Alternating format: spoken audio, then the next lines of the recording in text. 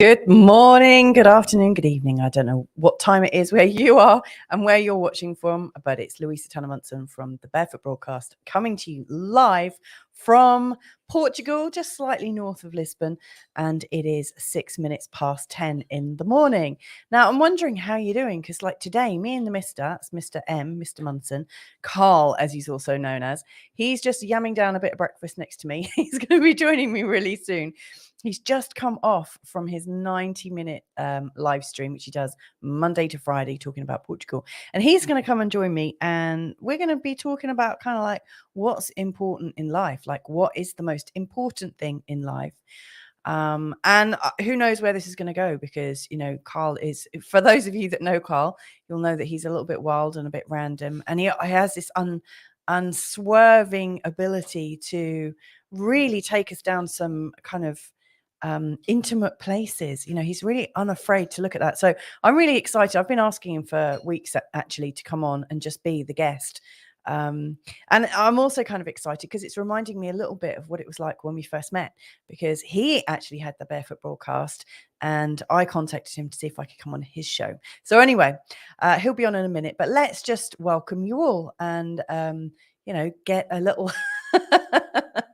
We got a comment from Stephen Wells, who's watching, saying timekeeping. Is that about me because I started a minute late, or is that because of Carl yamming down a bit of breakfast? Who knows? But it's okay, and I completely, you know, hold my hand up if this goes a little bit later than usual. So anyway, how are you doing? I hope you're doing well.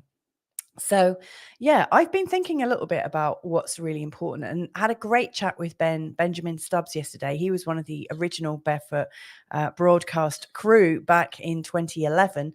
And we were talking about like how fun it can be to manifest, and how life just goes a lot easier, a lot more smoothly when we're very relaxed about things. But is that like one of the most important things? I mean, are the most important things in life actual things, or are they qualities? I mean, this has got me really, really thinking, you know, in terms of, is it like truth? You know, is it going to be something intangible that we all talk about and we have some agreement on, but can't actually prove that we're actually fully in agreement? Because how can you agree about like a word like truth or honesty? It's just an idea, isn't it? Or is it like, you know, loved ones, or who knows? How are you doing there in the background? Oh, me? Yeah. He sat there in his underpants, like he's been live streaming all morning, just wearing his boxers. And he's looking very respectable with his shirt above. Yeah, he's still half got his breakfast, so I think he's going to be a bit of a while yet.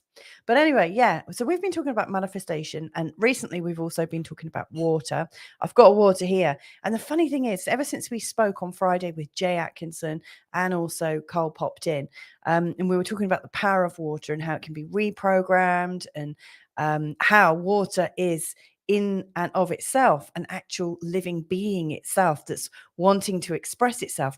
You know, I haven't really had much time to fully appreciate it, but here it is in my glass. That's pretty important to life. I mean, where would we be without water? And we've just had the eclipse on Saturday, the annular solar eclipse, also known as the Ring of Fire, that was really exact over, I think it was Austin in Texas, and a few other locations in Texas. You really saw this beautiful ring. You know, and Carl's sniggering because I said a beautiful ring, or in a ring of fire. He's just so naughty. But yeah, lots of people have been making all sorts of commitments to themselves, all sorts of intentions. There's lots of different things. I think consciousness is rising up at the moment. And I don't know if you've seen these. You know, maybe you and I look in the same places. I don't know. But I've been seeing this rash of new videos showing up all over the shop of people disappearing. Have you seen those? So, for instance, I saw 3 different videos yesterday of people in airports on security cameras. And then all of a sudden, like in 1 second, these people are in view. And then a second later, 3 or 4 people just disappear. I've seen it in sporting matches. I've seen it in town scenes. And I don't know if this is somebody who's just having a lot of fun and creating a bit of a pickle, or actually if people are disappearing. I mean, the whole nature of life is kind of up in the air at the moment. You know, like lots of people's understanding of what reality is and how it appears is really being turned on its head. You know, I'm wondering, you know, like at some point I always sort of have this wonder, and that is, you know, if some of the things that we take for granted are actually part of computer simulation, you know, and actually that our reality around us is much less real than we realize. Now, you know, for those of you that have watched those metaphysical videos, you know, where I'm banging on the table here, I don't know if you can hear that, you know, our table seems solid. And yet, if you were to blow it up wide, you would see that it's almost 99.999 whatever doodah space. You know, it's just a load of space, and we've sort of imagined this huge reality around us. So who knows where this is going? I feel a bit like Carl's fluffer. He's saying, I'm not ready yet, like wiping the yogurt off his chops. But anyway, he is saying everything has been figured out except how to live. Would you care to come on and talk about that? I was always told not to eat with my mouth full. Okay. I mean, speak with my mouth full. Yeah. Which is a condition I'm still currently in. But yeah, I mean, that. Do you know who said that? Everything has been figured out except how to live. Who? Let's swap us over. Hang on. No, the way this game works is you don't just say who to me and I tell you. You have to guess who might have said that. Stephen, good morning to you. Who said that? Everything has been figured out except how to live. I really don't know. Jean-Paul Sartre. Oh, I should know that because I've actually read some of his books. And when was that in you? If you could just tell me a little bit about your angsty teenage years when you were reading Jean-Paul Sartre, that would be great while I finish my breakfast. Okay. Well, I was very angsty, as most teenagers are, and I wanted to look cool. And I think it got me a bit of extra credit. It wasn't part of the actual approved reading list at the grammar school that I went to. However, I had a really cool philosophy teacher who had kind of slipped me a couple of copies and said, you must have a look at this, see what you think. I can't really remember too many of the details, but I remember feeling really quite mind blown. And also at the same time, I felt like it's all overrated, which is awful. I like a concept that I can easily see, easily illustrate with my hands or with a real life example. And what I came away from after like reading some Sartre was, yes, it was very clever, but it didn't really feel that relatable. It felt a little bit, it just reminded me of being at that flipping grammar school. You know, it was all about, what's that phrase that you have? Rationalization, the concentration camp of reason. No, although I do believe that there was a lot of that going on. It felt like it was all fur coat and no knickers. Mm-hmm. You know, of the spiritual world. Yeah. Okay. No, like the grammar school, it was like, oh, look at us, we're so highbrow, we're so this, we're so that, we're the cream. Well, it's a very good example. And actually, it was just a load of people being confusing and explaining things in ways that other people couldn't really quite understand. Mm-hmm. I don't see the point in that. To me, that seems like a cruelty. Mm-hmm. Surely the best ways of communicating, I think, is to kind of almost be like a bridge, you know, reach everyone in the best way that the person who's listening might want to hear you, you know. I like things very to be difficult to do that with a book, though, isn't it? I mean, yeah. Books are abstractions, aren't they? And they've become they're a good example of what you're talking about. I think is, you know, it's a convention, a formality of communication, which, if you're lucky, hits the spot. Yeah. Now I think we're very fortunate. We are in a direct communication with people who might be watching. Yeah. And I've got a number of questions to get the party started here this morning. Also, a public service to announce. Go on. If you're having difficulty communicating something to somebody, what you could do, and this will help us get extra viewers as well, is we'll start talking about it here.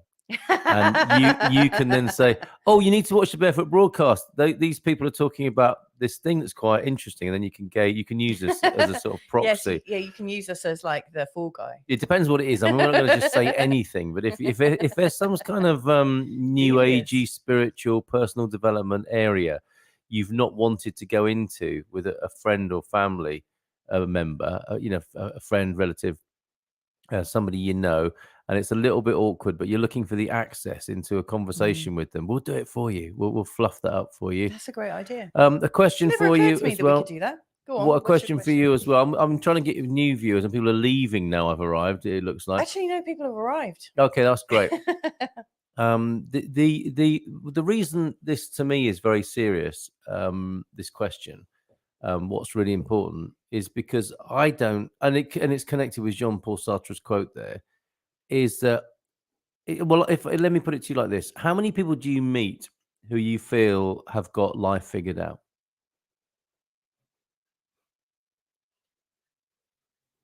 You don't have to go through all of them. Yeah, do you know what? In my head, I don't think anyone's got life figured out. Isn't that weird? Yeah, do you not think that's weird? I have wondered why it seems impossible for somebody to get everything figured out.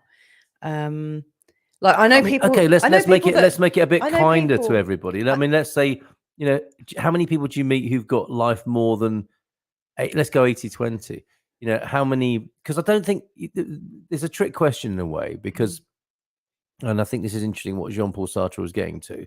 He makes a massive point here, and I don't even know if this is what he meant, but it's like we know so much about so much, and we know even more about so much than when he was alive. Yeah, that you would think, wouldn't you, with all our complication and our research and our understanding, whatever you might call it, our wish to understand life, we might have made some progress.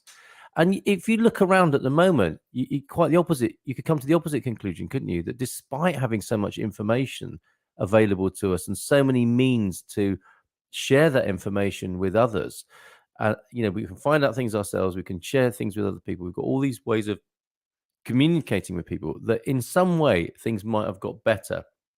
And by better, because that always needs qualification, we might have a deeper understanding. We might know how to live by now. That's why I said it was a trick question, Stephen, because... Well, it is a trick question. Look, we're getting a bit of resistance coming up straight away, which I love. Thank you, Stephen. Do you need to have life figured out? No, you don't. And then he's also saying, I would expect you to be doing better than you're currently doing. How do you know what he's currently doing? Joking. All right, Gary's joining us. He's saying life doesn't stand still. It can throw in a curveball at any time. What's important is that you make the most of what you have at any particular time. Adversity is the mother of invention. I love that. Now, Gary is one of these people actually that I think is quite sorted out. He appears to and in his brilliantly modest way, he will tell us that he doesn't, especially, I suspect, as well.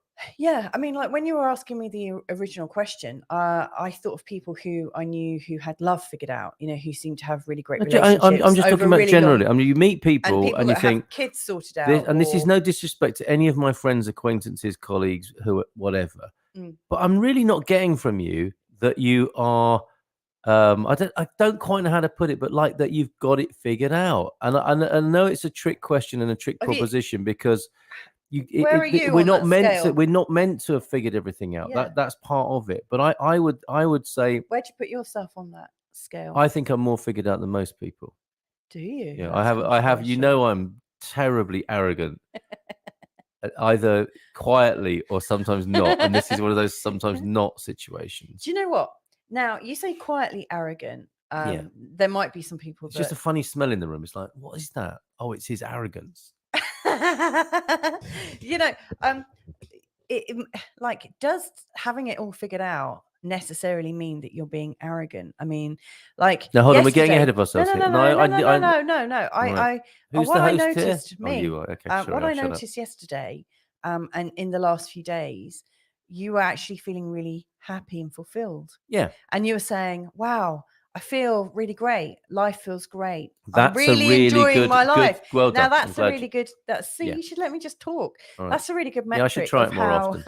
I think that's quite a good metric of how figured out you might have it, and you weren't being arrogant in those moments. No. You were just being Genuinely, you were authentically enjoying. saying, I have never felt so happy. kind of on purpose, fulfilled in my game. Yeah, that's You know, not a bad thing, is it? it's a great thing, and you know, it's not a competition either. That's you know, let me make that clear. What I'm talking about is not a competition. The first person to get everything figured out is not a good game to play. That is possibly the game we are playing at the moment. You know, the best religion, the best way to live at the exclusion of the other people. That is not working for us clearly at the moment, and we're feeling the pain of that, aren't we, at the moment? Yeah, In the world. totally. Yeah. So I don't mean it as a competition, but I will reassert the fact that I am disappointed generally with human beings Right. about how they've got so much available to them and how poorly they seem to be performing despite that, or maybe because of it. But they you know, this is, it doesn't add up. And I think from that point of view, Jean-Paul Sartre's assertion, everything has been figured out except how to live. You know, if you want to learn how to do something, you watch a YouTube video. But how happy, how fulfilled is that person who is watching a YouTube video? YouTube videos are about rational things, aren't they? They're about opinion things. They're about, I think, things of a lower order in the grand scheme of things. There aren't. If you look at for videos, I mean, to be fair, in the last few years there have been more videos on how to be happy, haven't there? And there's been a much bigger conversation about what does it take to be a fulfilled, healthy human being, and we are interested in that. No one's not interested in that in some way. Yeah. And still, this might be, you know, I think you've had this as a theme on one of the shows. Do we only use 5% of our brain, metaphorically? Yeah. For me, it's the same in terms of human fulfillment. I think we're only about a tiny percentage of how fulfilled we could be in the midst of all the things that we are tolerating and encouraging that are actively working against us. Yeah.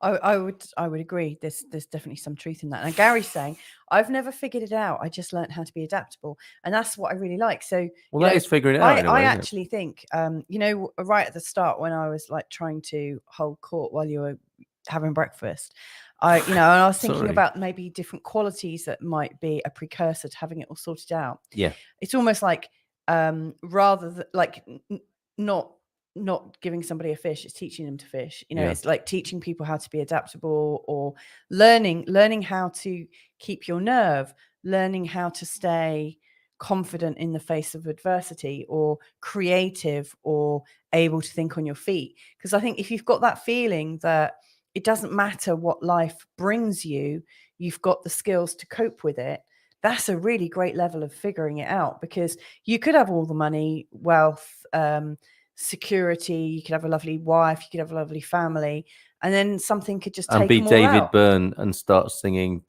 "This is not my beautiful life. This is not my beautiful house." We know of the existential crisis, don't we? Yeah, I mean, the you people can be who really have miserable, supposedly can't have you, with that? everything. Yeah, the golden cage. This is the Yes. age of the golden cage. We do think we've got it figured out, and yet what we thought that would bring us somehow doesn't. I think that epitomizes Western civilization and where Well, it's at the actually, moment. that wasn't where I was going with that. I was actually suggesting you could actually feel like you have it all, but not be open to the challenge of losing it all.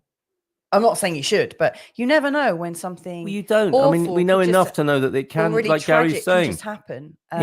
life can throw a curveball at any time.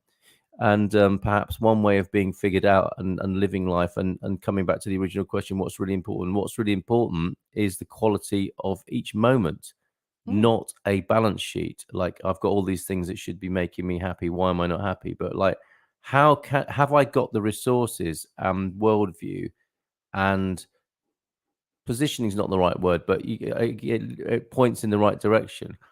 Have I got the wherewithal to find freedom from my pain and suffering in most of the moments of my life? And I don't think many people have. Have you? Yes, and I always say that with a kind of superstitious caveat. I don't want to be tested on it. Yeah. I don't want to be tested, and I'm not looking for life to throw me curveballs so that I can prove that I've got it figured out. I'm not saying that. I am pointing the finger, however, at the emperor's new clothes of a society we live in, where we know so much, and yet so many people seem to be living in such disharmony Yeah. and unhappiness, epidemic levels of depression, of poverty. Of ill We health. we clearly haven't got it figured out.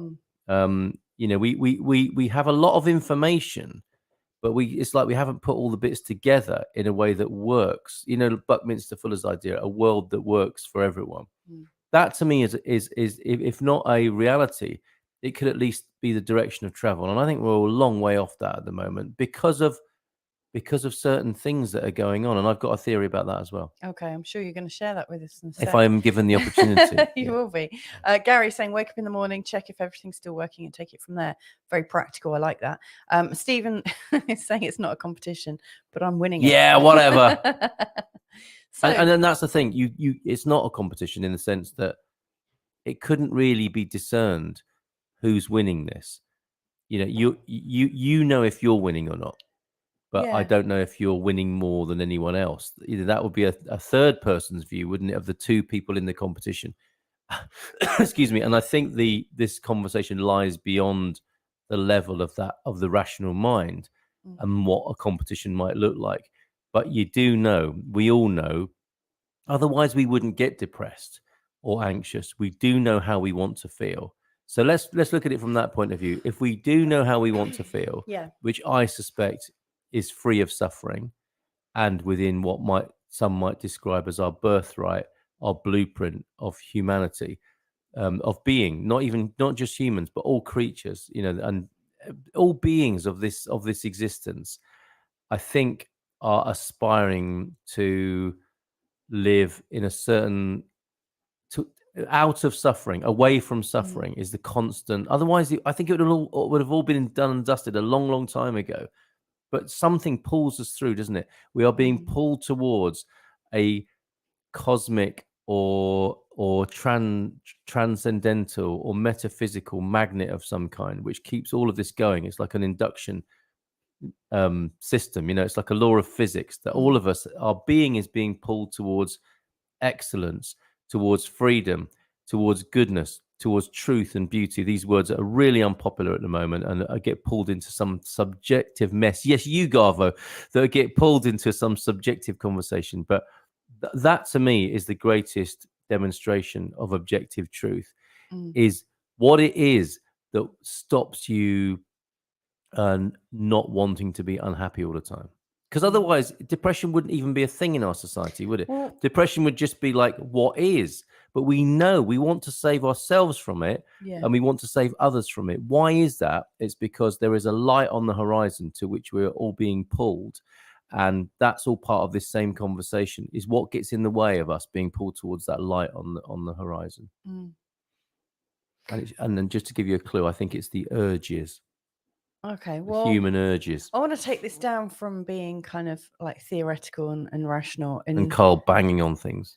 I want to hear more from you about, you know, those times. Like, how have you learned this?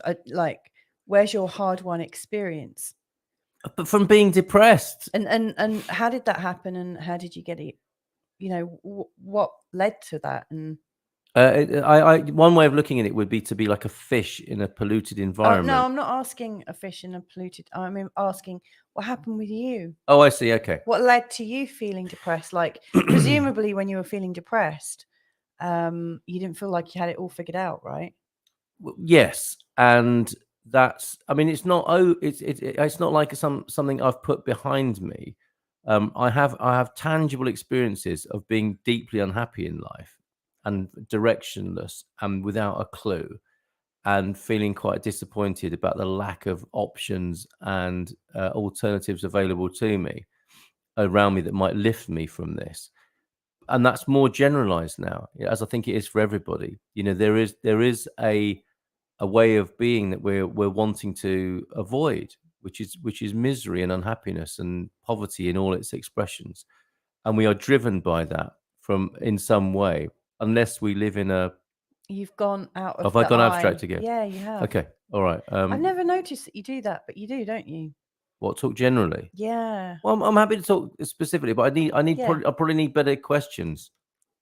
Yeah. Well, I think my question was, you know, what has led you there? Like, I guess what fascinates me with everyone I chat to Yeah. is like what led them onto their path of looking for happiness? Like what went on? What was their personal experience? Okay, my personal experience is this great sense of something's not quite right here, or there must be more to life than this. I've been driven by that since a very early age, and I've had a great, you could call it a sense of judgment of my world that I was born into. Little kid judging it all. This is all wrong. This doesn't work for me. I don't like it on one level, and perhaps as well, it isn't working very well. It isn't. If you look at the in the Middle East, that's an example that I feel really, when I get engaged in it, I feel very deeply about it, and my overwhelming sense of it is how miserable it is for humanity. Look at us. That is an expression of us that I just feel really upset about, and wish that we could be better than that. Wish that it would be easy for us to see solutions to it. And I think I've got a sense of the solutions, but as equally as I have a sense of the solutions for it, I have a sense of why it's like it is as well.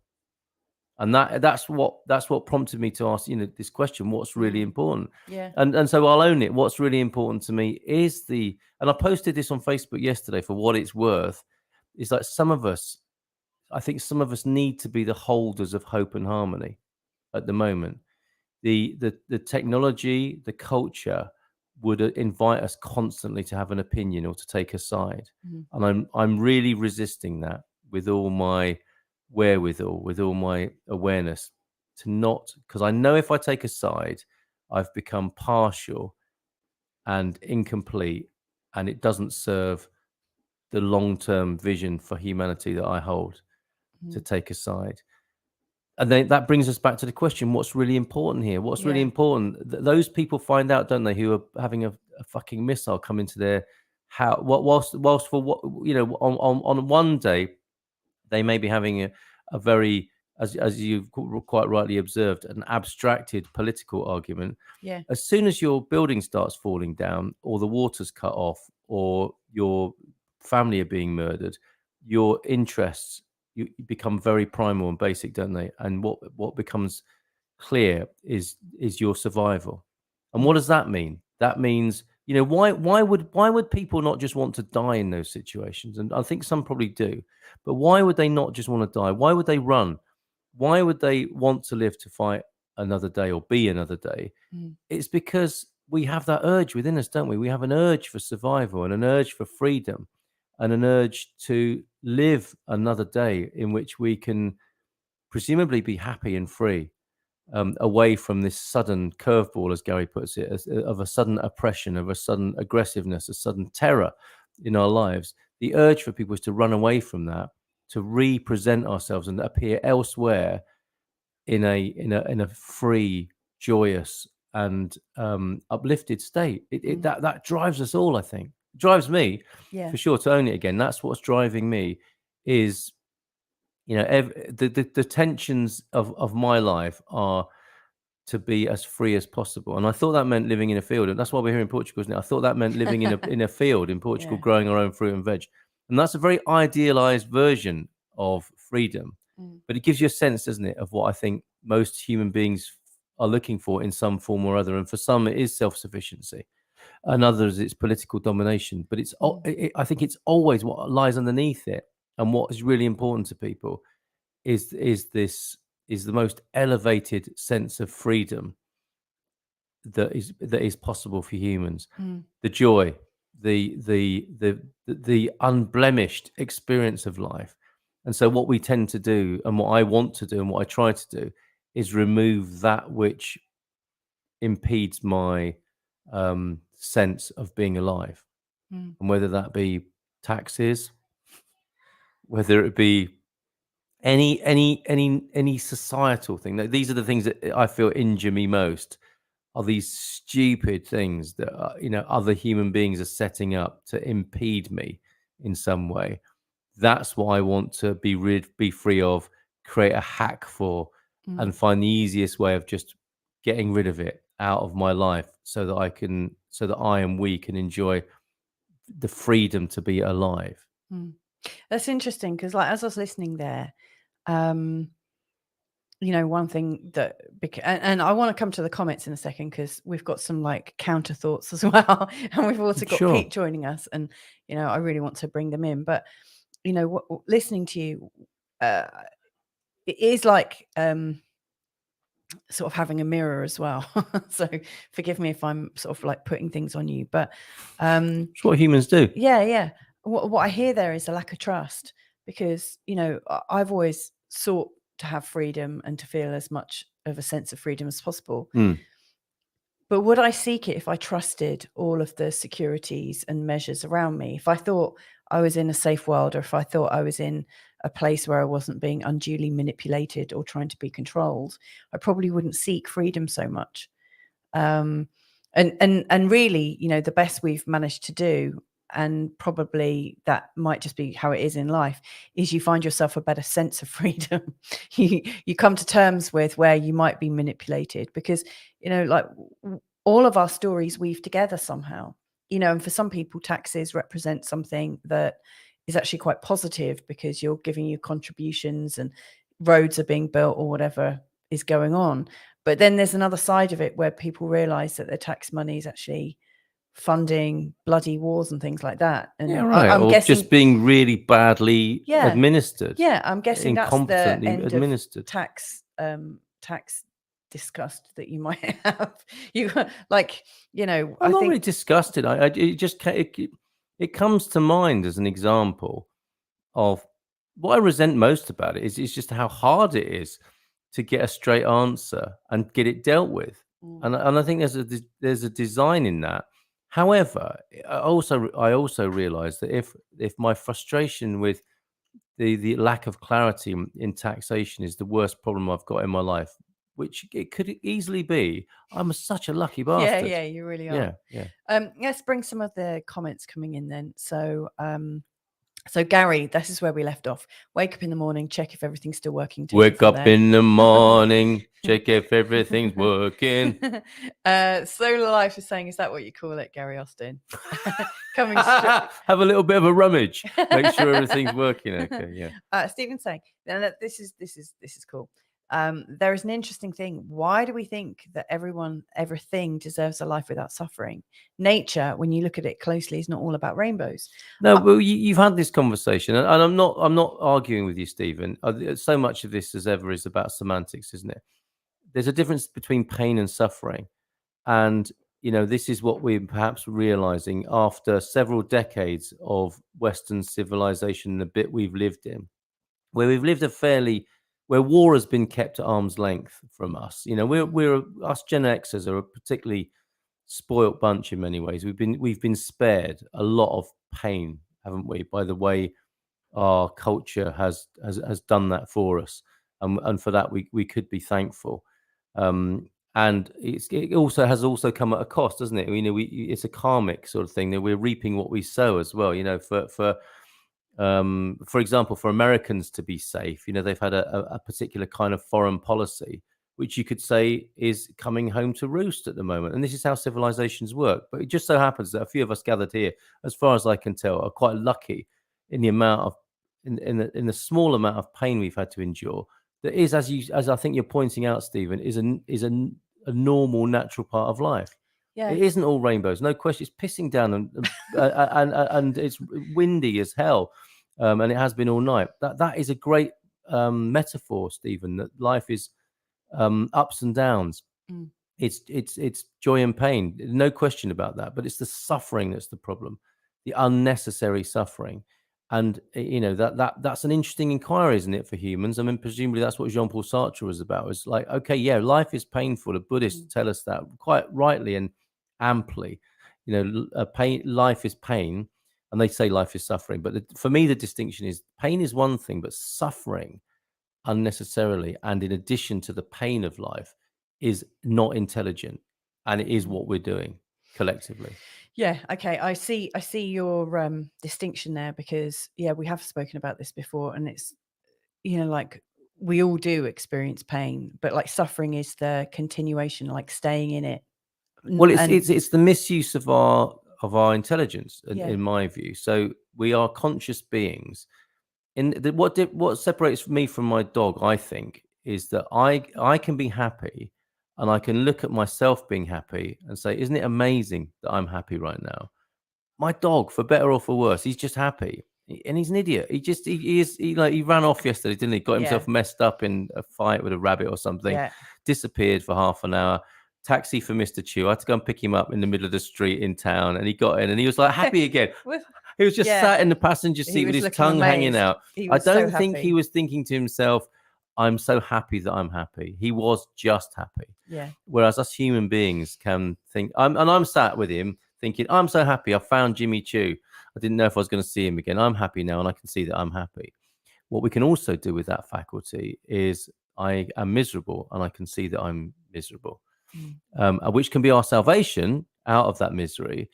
But it can also be, I think, a vicious cycle as well, a downward cycle. And also, if we don't use our consciousness appropriately, adequately, to see what's going on for us, as if we have a sort of ignorance, or ignorance is bliss, isn't it? To not look at yourself is a form of bliss. Yeah. But it's a sort of bliss where you end up walking into a lamppost or having an accident further down the street because you're not using your divine human consciousness to see that you are divine, and to bring any pain in your life back into equilibrium, and to not let it go into suffering. I really, that was a good explanation. I really like what you're saying about, you can see that you're happy. You think, I'm happy because I'm happy. And Well, that's why animals aren't and- depressed, except and the I'm ones that miserable. get near humans. Yeah, yeah. And I'm miserable because I'm so miserable, like noticing you're miserable, like being miserable. And now that has actually served me. I've like when I've gone into depressions, I did like go into quite a big one many, many years ago. But eventually I get sick of myself. And then I'm like, what the hell am I doing? And that moment is always a huge opportunity, like that ability to get completely bored and sick of yourself. Yeah. And it signals change. So I don't I'm see really dogs grateful. doing that. No. Well, they're just too busy licking their balls, aren't they? Yeah. And fair play to them. I might do that as well if I had some. And if That's what I Gary could do does it. in the morning. Is that what you do, Gary? He wakes up in the morning and checks if everything's still working. He takes it from there. That's not what he meant. I love that. So Pete let's find out what Pete's saying, because He's sometimes the human curveball is here. I find that leaving underwear in my wake reminds me where I've been and gives me an excuse to visit again. When I get to 42 pairs left, I understand the meaning of life. I love how and maybe random that angry is. husbands as well. Who are You looking for these? Some people enjoy suffering. We have a northerner swimming in the pool as we speak. One man suffering. That's the thing, isn't it? That would be suffering to Pete. Is that a It's don't not understand. Peter wouldn't go in his pool in this temperature, whereas somebody from a relatively cooler climate is loving the fact that they can have a swim in Pete's pool. Okay. I think that's what's happening there. Yeah, yeah. So it's relative, isn't it? Yeah. And Pete's saying, Stephen, are you arguing that it's not all raindrops, crucially forgetting all the lollipops and gumdrops?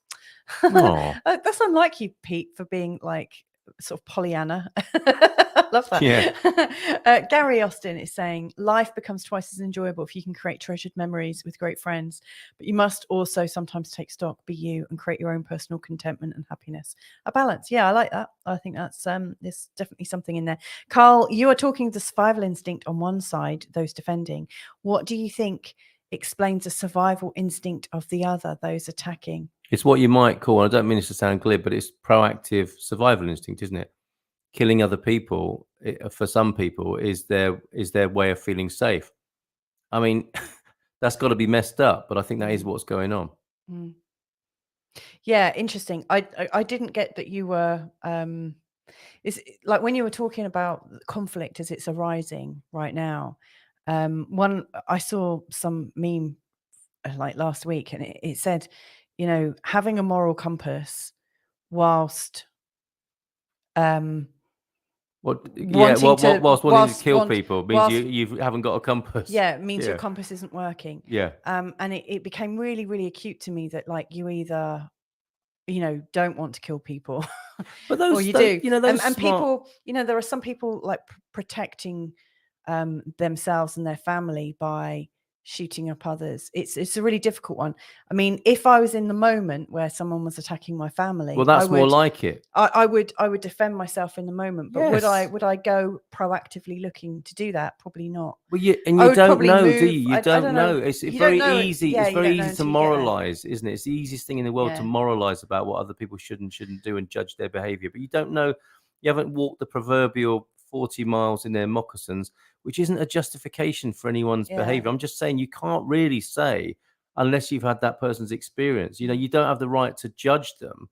You know, you certainly It's a good question you can nonetheless, do though, isn't something it? about it, and you will have your moralizations. But again, it comes back to seeing what's going on when you're having your moralizations about other people, Yeah, but like it's I've been doing all I morning. mean, I think it's a really good line of inquiry, because I think, at times like this where, it would appear that there's a concerted effort to get people outside of their bodies and being really pulled in different emotional directions. I think it's actually really good to Well, let's go back to the theme of the show. think it through. What's really important Okay. now in a very deeply moralizing emotional moment, looking at world events, Yeah. people would say that is really important right now. Yeah. And I would agree to the from to the extent that for people whose lives are being destroyed, taken, even, of course, that is the most important thing to them. But I'm not sure if it really is the most important thing for other people. I think there's a horrible voyeurism about the moralization and judgment of other people's suffering. But that's not to say if I can help alleviate someone else's suffering, I probably would. And that's why I was moved to say yesterday, some of us need to be the holders of hope and harmony. And I think I said it before, Yeah. it's really important at the moment when it looks to, when you could come to the conclusion that the world is turning to utter crap and becoming utterly lawless and breaking down, which it probably isn't any more than it was 2 months ago, 2 years ago, 20 years ago. It's just that we have a particular lineup, don't we, of media attention.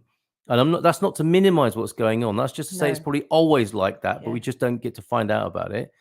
Forgot where I was going with that. But anyway, yeah, I think it's really important that the people who can demonstrate peace and harmony and be it, that they do that. What it's a bit like a sort of Bible saying, isn't it, or some lines from the Bible. Well, what does it benefit the world if everybody loses their peace because some people are losing their peace? I would go against that, and it is a bit outrageous, I think, to go against it in our times, and when you're supposed to have an opinion about everything. And who really cares? I don't think opinions are very important at all.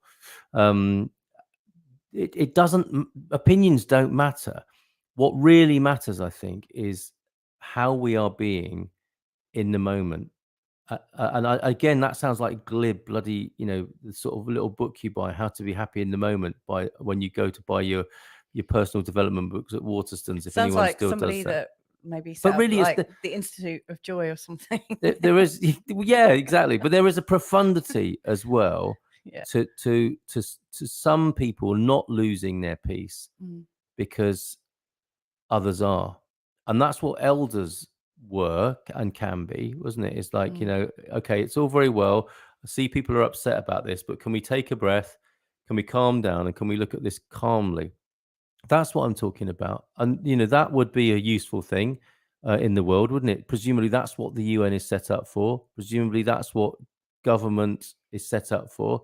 It doesn't appear to be working especially well in that capacity, but you would think, wouldn't you, that there are mechanisms of state and of society where people have completely lost it in the front line of their emotions and the wildness and terror of life, that other forces or powers are at work to say, okay, we need to calm down here, and we need to plan a calm, wise, and peaceful way forward out of this. And what I see is everyone, instead of that happening, we're seeing more and more supposedly elders and machineries of state and society being dragged into the argument and the fire, not stepping back from it and wanting to bring peace to it. Mm. Yeah. Yeah. I love the mention of elders there. So some more comments coming in. So Stephen put this quite a while ago. Are they just fighting for their version of freedom? Yeah, And they that's- are. There's no Of question. course they are. Yeah. Gary saying happiness is bumper cars. Yes, I've experienced that in the last 72 hours. I really loved it. Oh, it was beautiful. I could hear the waltz of the Blue Danube as I was just one hand on the wheel. It's like doing little donuts in my bumper car. I'm with you, Gary, on that. They were actually at a fair, not like road rage or anything. Oh, yeah. The thought that just jumped into my head to answer the main question, the eradication and removal of fear. Yeah, like what's really important in life. A lot of people spend their life removing fear as much as they can. You know, like when you think about the things that people do, they spend ages like getting a secure house. You know, lots of people put money into pension funds and things like that. That's the thought. I'm saying that kind of jokingly, like looking at Carl, because you and I don't seem to have that fear in the same way as other people might. You know, lots of people, you know, pay for top-notch healthcare and things like that. You know, so people try to remove their fear as much as possible. That's not to say I'm not scared of these things if I start to think about them. But the but it's not so high on our agenda as other things are. And for other people, you know, getting old and infirm is a real Is this what Stephen's saying, that the what's really important in life is the eradication and removal of fear? Because I'm not sure that's realistic in the way that Stephen was talking about. And forgive me, Stephen, because I have the full right to self-expression here, and you just have a few words every now and then in a comment. That's if Mrs. M even puts them on a screen. So I understand. Oh! No, that's not a criticism. that is just the power balance here. It's not a fair one at all. No. But if I understand you correctly, and what you said before about pain and suffering, I think pain is a part of life. You know, in this dimension, if you like, in this existence, pain is real and useful, and it can go into suffering, or it can inform evolution. And I think there's something similar in the eradication and removal of fear. Fear is a useful sense, isn't it? You know, we live in our senses, don't we? Our 5 senses, and then our other senses of, you know, a sense of fear would be one of them. It's not an unuseful thing. Well, also your fear of this isn't right, you know, something's not quite right. Your sense of intuition. All of these senses are deeply important, and they seem to be at war with that we've got senses and we've got urges, and I think we live in a tussle between those things. And we also live in a world where our economic system is based on the manipulation of our urges as well, which makes it even more challenging. But there is a useful part to fear, no question. And then there's a disastrous part to fear when people live only in it and build their lives upon it. And what would you, I don't know what the equivalent is of, you know, when pain becomes suffering, what would fear become? Fear could become anxiety, couldn't it? Fear could become preoccupation. Gary's last 2 comments, the satisfaction of revenge can be sweet, but it rarely lasts a long time. So there's also the idea that time can affect what's really important to us. But this really ties in. Some people seem to only be happy when they're miserable. For some people, actually, they get a sense of satisfaction from things going wrong. Like we all know people like that, don't we? Whereby something goes wrong and they're like, yeah, I was waiting for that to happen. My life is terrible. It's like the confirmation bias. Some people, I think, have got so habituated in the joy of feeling crap that they quite enjoy it and look out for it. Good luck to them as well. And yeah, good luck to them, because they're entitled to that. Exactly. Yeah, I'm not saying they're not. I'm definitely not saying that. But you know, like the whole idea of what's important to people, you know, there are people that are looking for everything to go wrong and getting some satisfaction from it. Yeah. And that's completely okay.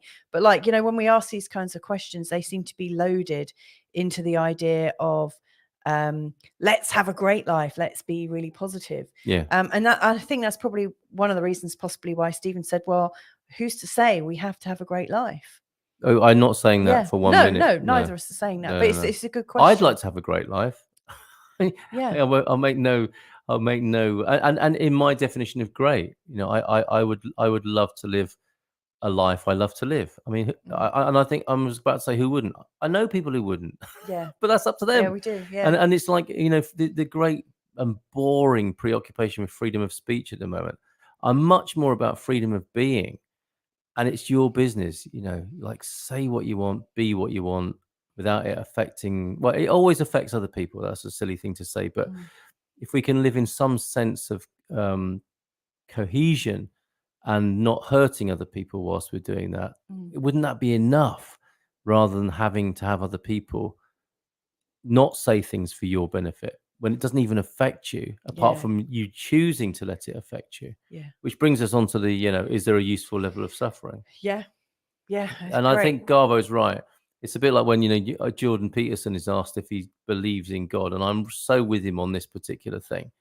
It's like he takes a big breath. And it's like, oh, not this question again. These idiot atheists are asking me this question again. And it's like, depends what you mean by believe, and it depends what you mean by God. And I just feel his pain when he has to answer that question every single time. But then again, he's getting quite handsomely paid for doing so. So good for him. And I think it's absolutely right what Garbo says. It does depend on the level of suffering. And what I've said is pain is useful. In my world, suffering isn't. Suffering is when you've become unintelligent in your use of pain.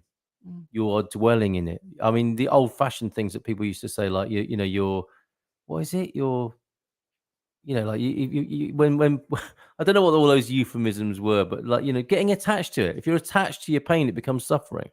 If you can use it usefully, eventually, and it's not always easy to do, is it? But we have time and we have space as human beings in our existence to reflect and then act. Notice, choose, and act, as the great James Holly often tells us on a Monday morning. We have the faculty, we have the capability to move on from that which causes us pain. And we also have been given the capability to dwell in it, to linger and Actually, languish. The odds are pretty strong to high to almost definitely permanent that you could actually languish in your issues for the rest of your life if you so chose to. Because like when you look at, why is that allowed, do you think? Because people can be totally controlled and docile when they're stuck in their suffering. No, I meant in the cosmic sense. Why is it allowed? Why if there was a divine and great intelligence, would it allow people to do that? I really honestly, I know it sounds really kind of trite and a bit boring, and like loads of people have spoken about this before, like the whole idea, if there's an intelligent, I remember years ago people talking about like a time of great awakening where everyone wakes up and everyone experiences joy and happiness and blah blah blah. And I remember thinking, like, trying to imagine what life would be like in complete joy and happiness. And there was a part of me that was really resistant to that idea, because I was thinking, that sounds really shit. That sounds really boring. That sounds really bland, like that everything just goes really, really well. And I think, there is some joy, I think, in having the ups and the downs. There is a joy in the polarity. There is a joy in the fact that it's a bit of a dance. Well, I think it's true if you've been brought up in a society that teaches you that. I don't happen to subscribe to that. No, and I think downs are bad. Yeah, well, I think being upset is bad. I think being miserable is bad and not great for people. Otherwise, why wouldn't people just stay there if it was so bloody great? I think like I've learned more in my difficulties than I have in my pleasures. Yeah. That's not to say I want to keep doing the difficulties. Exactly. And I'm really, really grateful to them when I finally kind of feel like I've got some level of accomplishment with it, which I rarely do. But each time something comes around again, I just feel like I'm slightly better placed to deal with it. And here's a film script for you, okay? Man becomes alcoholic as a result of his terrible childhood and not being able to make sense of life. Yep, that's a story for Goes through billions of people. on this goes through planet. 12-step program, turns his life around, and becomes an absolute inspiration to others. Yeah, and also probably an arsehole to people as well, without In, meaning in to. that process, Because but there'll be people- ultimately there'll be becomes one of so the many most best-selling people- authors in America. Yeah. Based on this terrible thing that happened to him. Yeah. What does an ideologue do with that? It makes becoming an alcoholic compulsory at the age of 5, so that people can go through this turnaround process. Yeah. That's preposterous, ridiculous, and stupid. But it's exactly where the ideological mind takes us. Mm. It's like, Like, hold on a minute, okay. how did this person become inspirational? It's Oh. because he was an alcoholic. Okay, Okay, well then everyone everyone needs yeah, to become an alcoholic yeah. now. And this is the danger of the ideological mind, which I think is, if we are, ages get given different names, don't we? I think in our Western civilization we are in the ideological period, and we can see how it's going. It's a disaster when people are relating or not ideologically, and they're not using other faculties that they've got abundantly, and as well as in addition to the ideological. Wow. Okay, let's just see what else is coming in. And I think we should wrap it up. Just because we could go round and round in circles. Carl and I were talking about suffering, hunger, and using as reference to remember how it feels and how lucky we are not to have to suffer it every day.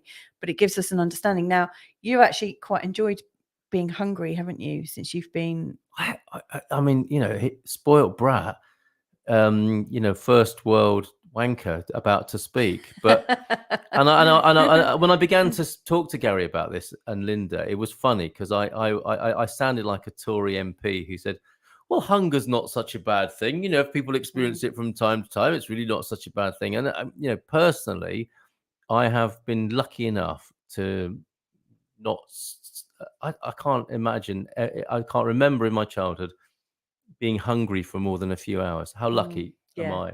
How what a great job my parents did from that point of view, that I wasn't hungry for more than a few hours. And when I was, do you know why? It was probably because of some of my own teenage bad behavior, nothing to do with them not looking after me properly. And then just in this last couple of months, actually not eating so much as part of a calorie controlled life, if you like, and regime that I'm on, I began to like, what's that? It's hunger. Every time up until that point in my life, I just reached for something to stop it. And if you do, and that is another one of these principles or laws of this existence. That's how it is. There's hunger, then there's not hunger. Everything is polar, isn't it? And that's why ideology is such an attractive thing in our world, because everything is so polar, really, in this existence. You're hungry, or you're full, or you're somewhere in between, and it goes between those. And I realize, and this is what I was talking to Gary about, and that's why he's saying this, is the hunger is a teacher as well. If you've grown up, if you've been lucky enough to grow up all your life to never really feel what it's like to be hungry, and then you find out a little bit about it, like, it's a pain of a kind, isn't it? Like all pain, it can be educational. Now, I don't want to get ideological on it and say that other people should do it, or that I'm going to, go into some extreme with it. It was just a passing realization about the hunger, which up until this point I'd never experienced in quite the same way. Yeah, and there's some satisfaction and kind of fun almost in changing your mind and having a new experience, seeing things from a new perspective. Absolutely. Yeah. It's very, very educational. Yeah. Yeah. And also it goes back to the urges. yes, Our like food to an industry. to an alcoholic, when they're and I'm talking from a bit of experience myself. I've had quite a bit of an alcohol thing over the years, and that feeling of I need a drink, I really need a drink, is like a hunger. It's very similar, like if you're a smoker and you can't. I remember being at my sister's wedding and just wishing the flipping ceremony would hurry up because I needed a fag. I can't believe that. I'm kind of a bit shocked by that now. But like these things start to rule you, and you stop being the master of your own, like the driver of your own car. Urges. Yeah, that's what I'm talking about. over. Your senses, Yeah, and your transcendent self. This is the story of most days for us, isn't it? It's we have that self-consciousness, and we live in a world of our senses, the 5 senses, and our other senses of intuition, fear, pain, whatever they are, a sense of something which informs us, doesn't it, of the world. And these things are working all the time in some sort of dance on a good day, conflict on another time, of the urges. The urges that can become overwhelming, the urge of hunger, the urge for sex, the urge for satisfaction. All these, the primal urges are in relationship, aren't they, to the higher sense, to the five senses and the higher senses.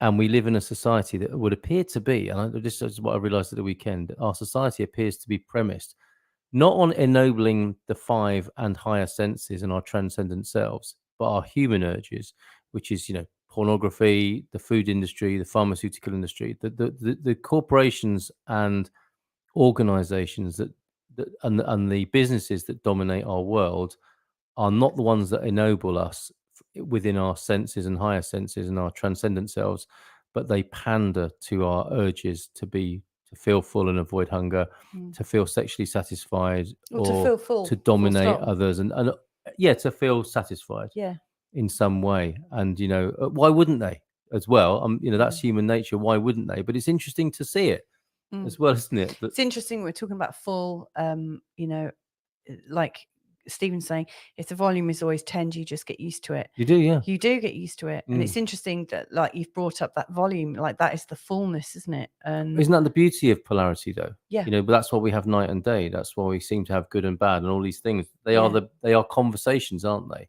And they are the dances of existence. That there's no volume, and then there's 10, and there's night, and there's day, and there's wet, and there's sun, and then there's wind, and then there's stillness.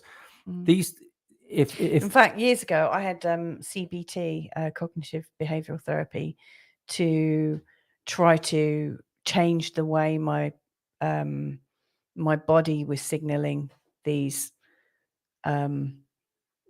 like these volumes. It was all set up to change the way I could perceive the volumes, to achieve a greater level of health and whatnot. I mean, to be fair, there are some efforts to ennoble us, aren't there? But I think they are fewer and far between, and they're constantly on this slippery slope, aren't they, of being commercialized and monetized. The great phrase of our times: how do you monetize it? And like the Jordan Petersons of the world, the people who have distinguished themselves by, for some people, ennobling them by giving them a new wise thought or view on something. Where in Jordan Peterson's case, I know he's a controversial figure, but it would appear that some of what he says comes from a very deep, learned, wise place that other people go, whoa. I in the midst of all of this nonsense, I hear a voice of reason and beauty, almost, or truth about something.